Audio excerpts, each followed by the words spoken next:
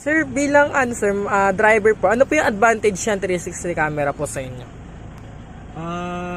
Madali siyang i-navigate, may mga bago siyang features. Malinaw po ba yung 360 camera natin? Yes, malinaw. Ano po yung pagkakaiba ng dati yung head unit tsaka yung ngayon po, yung bago po? Yung dati kasi, meron lang siyang, may camera siya sa likod, tapos may alarm siya, pero yun lang. Hindi katulad nito, may internet na, tapos may mga features siya na parang Android. Talagang mas okay siya. At yung 360 angle, yun ang pinaka the best dito.